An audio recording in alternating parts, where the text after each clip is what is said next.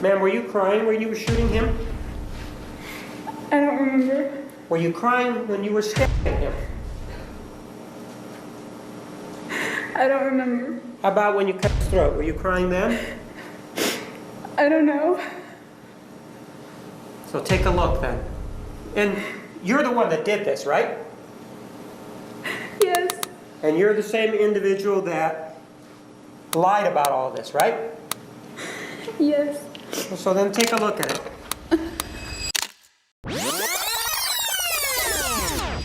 The coming year will be better than all the others. It will outshine the past years. This sentence was posted by Travis Alexander on New Year's Eve 2007 on his MySpace account, without knowing that just a few months later, he would be brutally murdered. Furthermore, what was supposed to be the best year of his life would turn into the worst year of his tragically short life.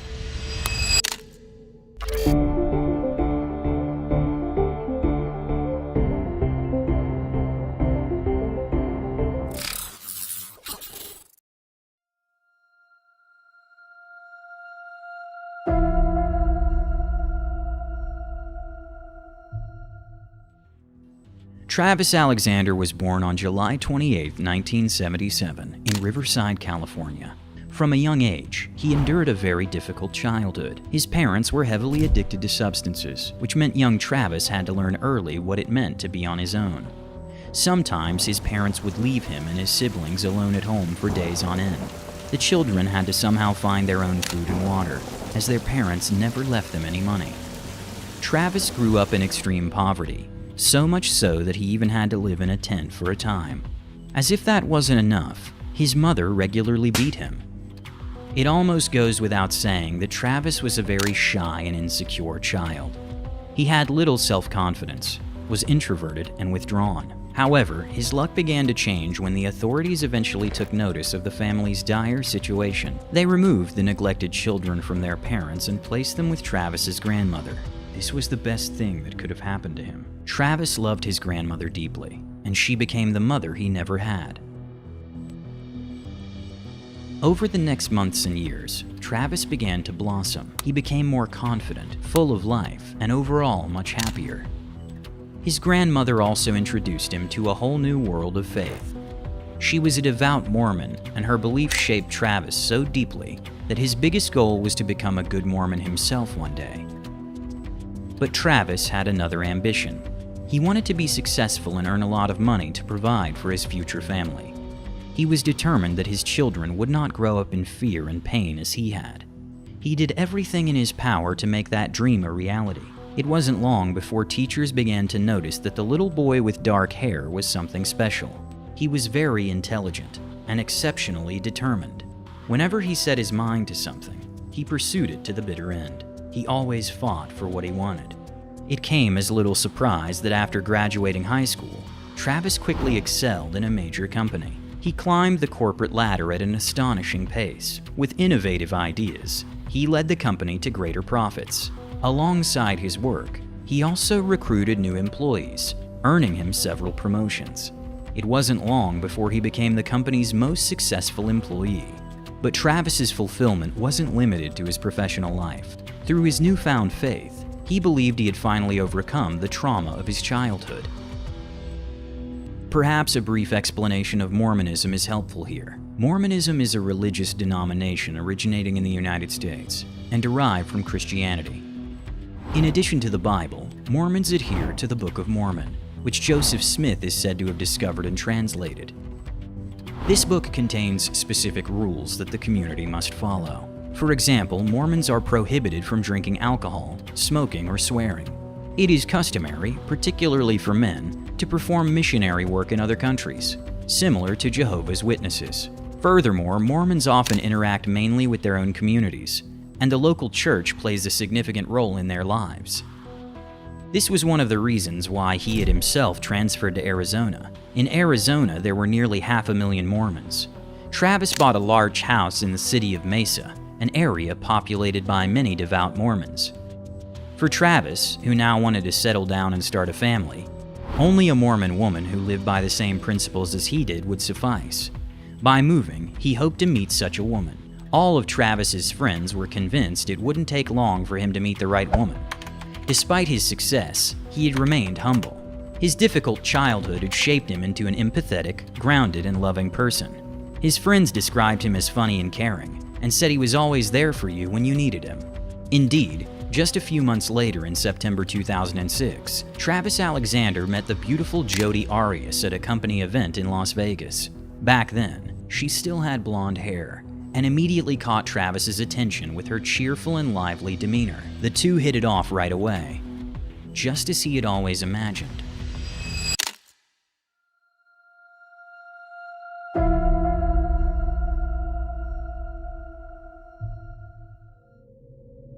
Jodi was 3 years younger than Travis and had grown up in a sheltered environment in California.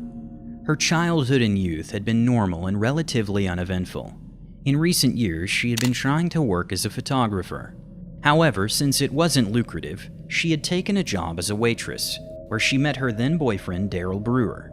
Although sparks flew between Travis and Jodi, Travis initially didn't want to pursue anything further. For one, Jodi was in a relationship, and for another, she wasn't a Mormon. Nevertheless, the two exchanged numbers and stayed in touch. Even after Travis returned to Arizona, they continued writing to each other daily and talking on the phone frequently. Their bond grew stronger and more intense, so much so that Jodi eventually left her boyfriend and even converted to the Mormon faith for Travis. Travis was overjoyed, and despite the nearly 5,000-kilometer distance between them, they began a relationship in February 2007. Whenever one of them had time, they would visit the other. Although one of the rules of Mormonism is to abstain from intercourse before marriage, Jodi meant so much to Travis that he broke this rule.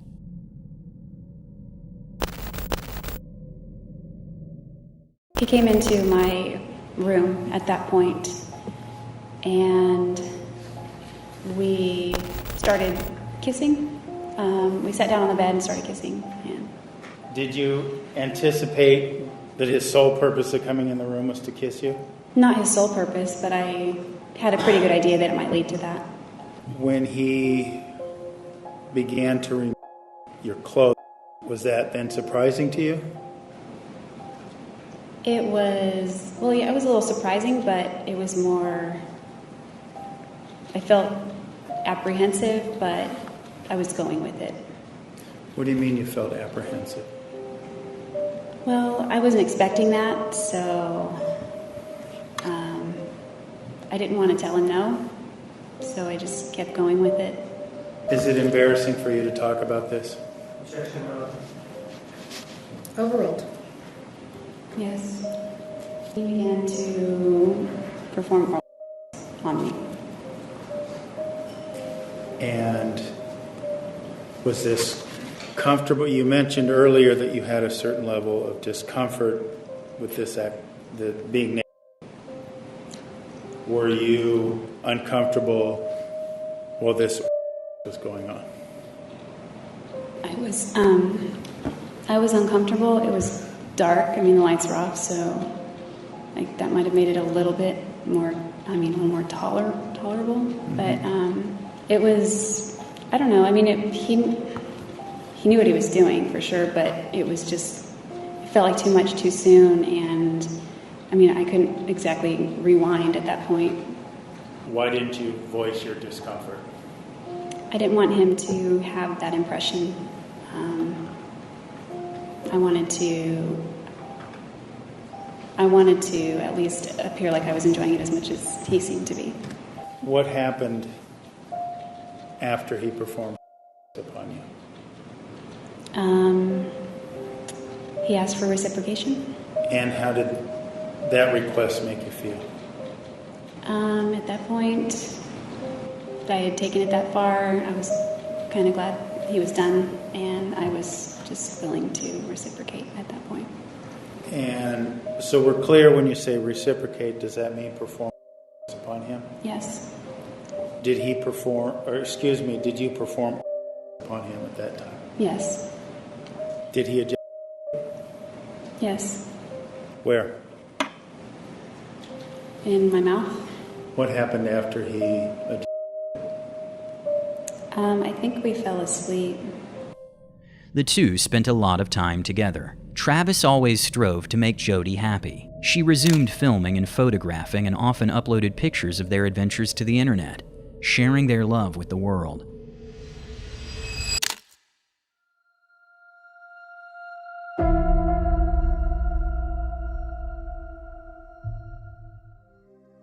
However, after many happy days, less happy ones eventually followed. After several weeks and months, the dynamics of their relationship began to change. While Jodi clung to Travis more and more, speaking about marriage and children, Travis started to distance himself. Although Travis found Jodi attractive, he couldn't imagine a future with her. This was likely one of the reasons he started chatting with other women. When Jodi discovered this in June 2007, she ended their relationship.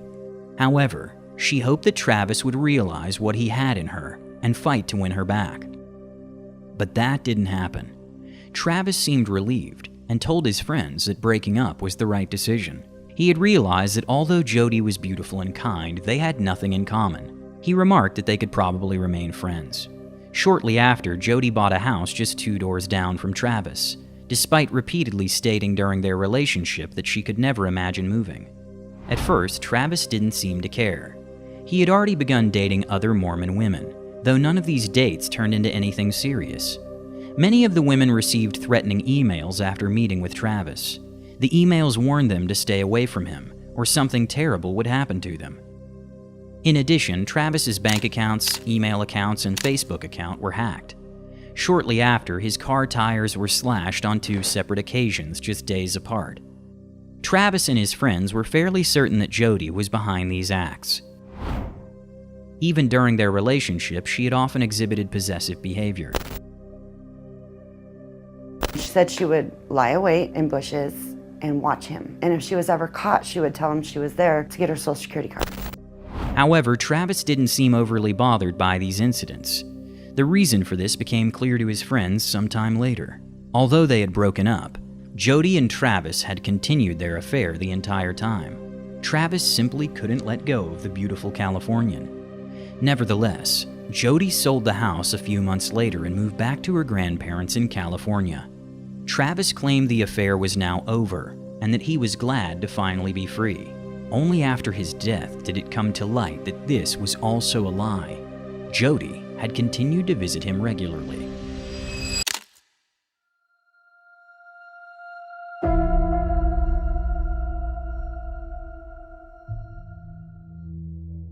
On June 9, 2008, Mimi Hall went to Travis's house.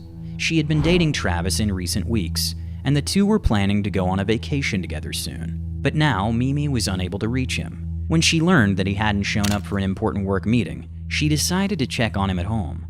At first, everything seemed normal. Travis's car was parked outside, and his dog was visible through the window. He had to be home. However, Travis didn't answer her repeated calls, nor did he respond to her ringing the doorbell or knocking. She kept pressing the door handle to its limit, but nothing stirred inside. Mimi then contacted 2 of Travis's friends, who immediately came over. Together, they managed to open the garage door and gain entry to the house from there. At first glance, everything inside seemed normal, but soon, a sickly sweet smell reached their noses. Fearing the worst, the 3 decided to check the basement first. Travis had a guest apartment there that he rented to a friend. The tenant had just fallen asleep and was startled by the unannounced visitors entering his apartment. He explained that he hadn't heard the ringing or knocking because he had fallen asleep with headphones on while watching TV, or so he claimed. When asked where Travis was, he replied that Travis had gone on vacation with Mimi, but that didn't make sense. Mimi was standing right in front of him. She explained that their vacation wasn't for a few more days. Following the trail of the foul smell, the 3 went upstairs. In the bedroom, they immediately discovered a large amount of blood. It was everywhere, on the floor and walls. It looked as though someone had tried to flee from their attacker. While Mimi and one of Travis's friends were too distraught to continue, the other 2 ventured into the bathroom. There, the horrifying truth behind Travis's disappearance was revealed. 911, what's your emergency? What's going on? A friend of ours is dead in his bedroom. We hadn't heard from him for a while. We think he's dead. His roommate just went in there and And so there's lots of blood. I didn't go in, but I can give you the phone to someone who went in there. Yes, please, can you? Hello. Hi, so what's going on? He's dead. He's in his bedroom. Okay. In the shower. Okay, how did this happen? Do you have any idea? No, we have no idea. Everyone's been wondering about him for a few days. She said that there was blood. So is it coming from his head? Did he cut his wrist? It's all over the place. Is there any weapons around? I don't know. Not that I saw. How many people are in the house? How many are in the house right now? Just the 5 of us? 5 of us. Okay, I need all of you outside. Okay. Okay, you're a good friend of Travis's, correct? Yes, I am. Okay. Yeah. Has he been depressed at all? Thinking about committing suicide, anything like that? I don't think he's been thinking he committed suicide. He's been really depressed because he broke up with this girl, and he was all upset about that. But I don't think he would actually kill himself over that. Has he been threatened by anyone recently? Yes, he has. Okay. He has an ex-girlfriend that's been bothering him and following him and slashing tires and things like that. And do you know the ex-girlfriend's name? Do you remember it? Yeah. What's his ex-girlfriend's name? Ask Taylor. And do you know if he's ever reported it to the police? Her name is Jodi. I don't know if he's ever reported. Hold on. Yeah. Ask Taylor if he's ever reported Jodi to the police, like if Travis did.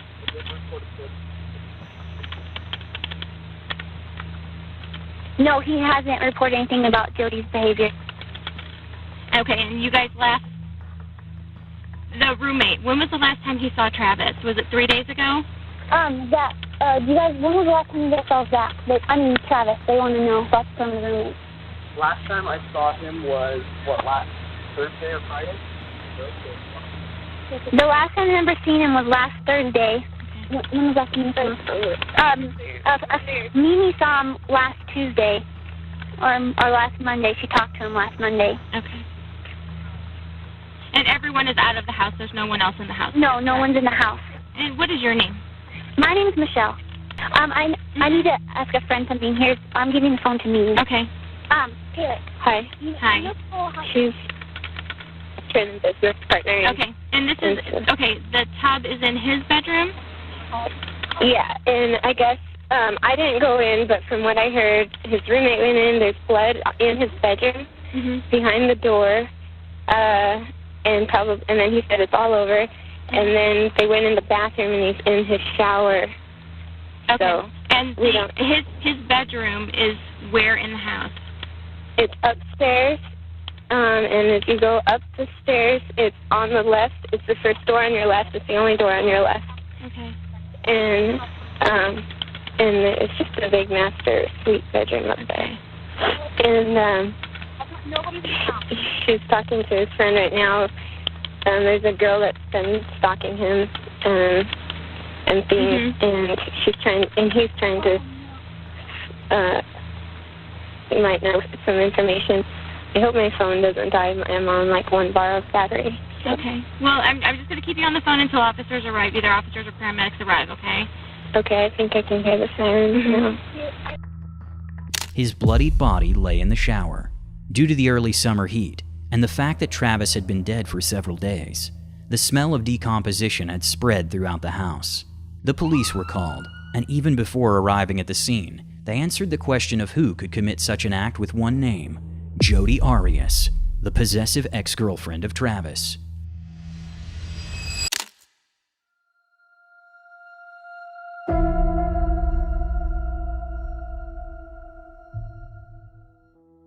When the police arrived at the house shortly afterward, they initially arrested Travis's tenant. Investigators found it hard to believe that someone could have lived in the same house without noticing anything. Given the state of decomposition, it was clear that Travis had been dead for several days. However, the tenant was able to provide an alibi. On the presumed day of the murder, he had been out of town. When he returned home, he noticed the strong smell, but assumed Travis was on vacation and that spoiled food might have been left behind in the house. As he didn't want to enter Travis's private quarters without permission, he simply tolerated the smell. The tenant did confirm, however, that Jodi and Travis had continued to meet regularly even after their breakup. Travis's friends and family were also interrogated. All of them agreed Jodi Arias was someone they could imagine committing such a crime. By now, the autopsy report was also available. Travis had sustained 29 stab wounds across his body. Additionally, his throat had been slit, and he had been shot in the face. The murder bore the characteristics of what is known as overkill, meaning the perpetrator continued attacking the victim even after death. This level of violence, coupled with the lack of signs of forced entry, suggested that Travis knew his killer and that the crime had been committed in a fit of emotional rage. DNA from the perpetrator was also found at the crime scene. In Travis's washing machine, the police discovered a camera that appeared to have been deliberately damaged in an attempt to destroy it. Just a few days later, the primary suspect, Jodi Arias, voluntarily contacted the police. During the interrogation, Jodi presented herself as deeply empathetic and compassionate. She said she had heard that Travis had been found dead and expressed profound shock and grief over the news. She was eager to assist in the investigation and willingly offered a DNA sample. Throughout the interrogation, Jodi answered the detective's questions calmly and in great detail. She recalled even the smallest detail about Travis and her relationship with him. She described him as a wonderful person and emphasized that she wished him nothing but happiness. She expressed genuine excitement about the possibility of Mimi and Travis becoming a couple. Jodi explained that Travis had been a thoroughly good man, but the long distance between them had been a challenge in their relationship. After their breakup, they had remained good friends. However, she said she hadn't seen him since April. At the time of the murder, Jodi claimed to have been hundreds of miles away on a road trip. She stated she had been traveling that day with another man. Analysis of phone data corroborated her road trip story. Additionally, a voicemail from Jodi on Travis's answering machine mentioned that she wasn't having much fun on her trip. When asked about her move to Mesa, Jodi provided a plausible explanation. The reason wasn't Travis, she said, but rather her search for a Mormon partner. Given Mesa's high population of devout Mormons, the city had seemed like a suitable place for her to settle. Jodi answered every question calmly and in detail. She played the role of the grieving friend so convincingly that one could almost believe in her innocence. When asked if she had been with Travis or near him at the time of the murder, Jodi stuck to her story of being on a road trip. The police officer let her talk for an hour, but then confronted her with the truth, as he already knew that Jodi was guilty. Jodi tried to maintain her facade when the officer said he knew she was lying. They had already retrieved Travis's phone data, which had revealed that Travis had continued to meet with Jodi regularly to have intercourse. Travis couldn't let go of her. Despite the fact that devout Mormons were only allowed to have intercourse after marriage, Jodi was worth breaking this rule for him again and again. He had also long known that she had slashed his tires and sent threatening emails, but that was not enough to make him cut ties with her. At first, he suspected that Jodi had agreed to the physical affair to win him back. However, that option was no longer available to Jodi. She knew his security code and often showed up unannounced at Travis's house at night. Then they would sleep together, and afterwards she would go home. Travis enjoyed this unusual ritual, but what bothered him was that Jodi was now monitoring his browsing history, reading his emails, and checking his bank statements. He soon planned to end the affair with Jodi once and for all, not only for these reasons, but also because his relationship with Mimi was becoming more serious. The supposed alibi Jodi had provided had large time gaps, and her fuel consumption didn't match her claimed route. She could have easily made a stop along the way.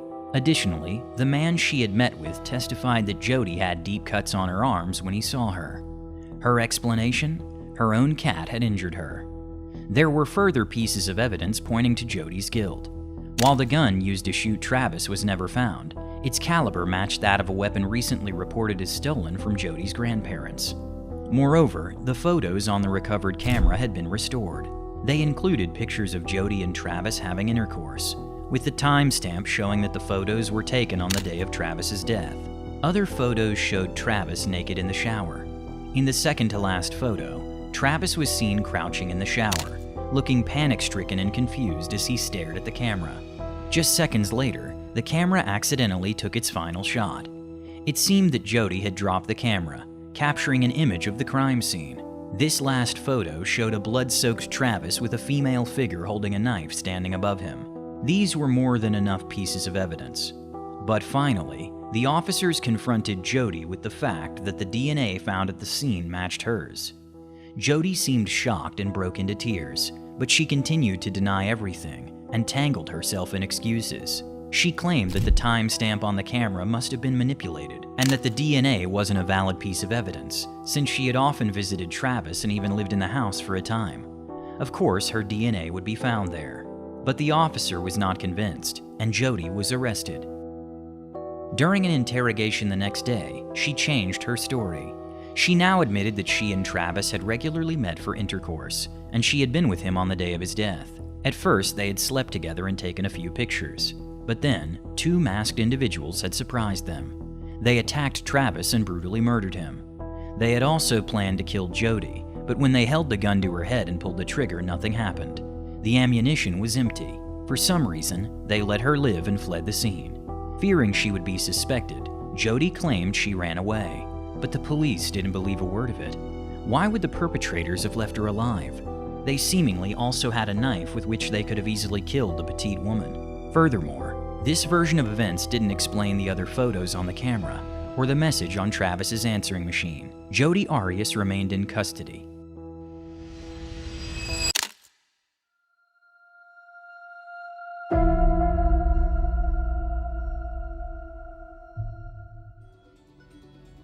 Before we get to the verdict, I'd really appreciate it if you could leave a subscription and a like.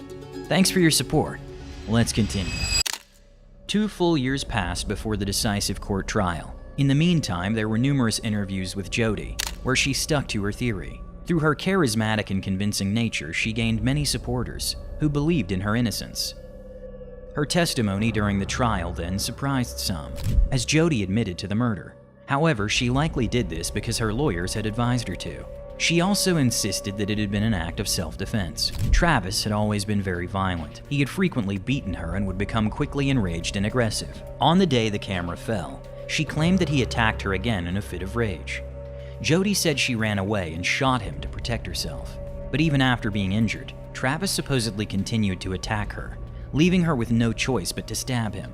Jodi also wore a shirt with the word "survivor" on it, which was part of a campaign against domestic violence. She wanted to make a statement with her confession, standing strong for all the other women who had also experienced domestic violence in their lives. But the court wasn't convinced by her testimony. There was still no explanation for her message on Travis's answering machine. Despite having just been with him, she seemed to try to deflect suspicion and create an alibi for herself. Additionally, in previous interrogations, she had claimed that Travis hated weapons and had no guns in the house. So where could she have gotten the weapon? Furthermore, the bullet that struck Travis went directly through his face, undoubtedly killing him instantly. He would not have been able to continue attacking her afterward. The jury deliberated and then unanimously found Jodi Arias guilty. Jodi Arias was sentenced to life in prison.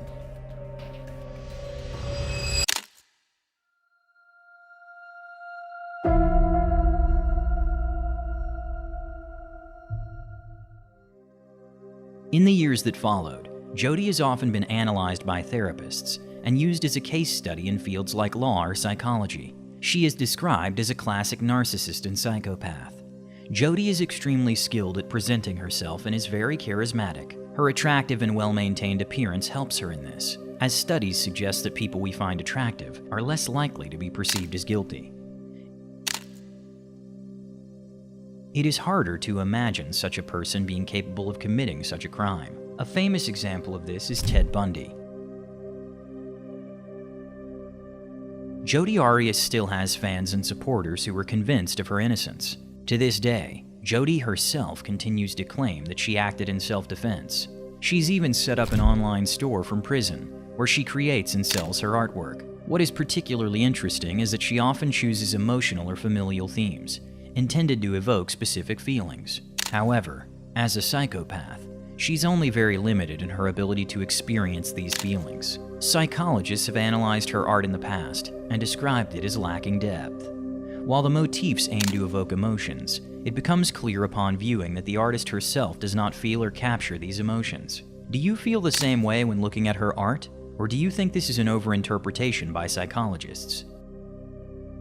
Jodi also sells the Survivor shirt, targeting women who have been victims of domestic violence. Do you believe Jodi is innocent, or do you think she is guilty? Feel free to share your thoughts in the comments. Here's the next case, where TikTok star Jin Kid kills his wife out of jealousy. Thanks for watching. Take care.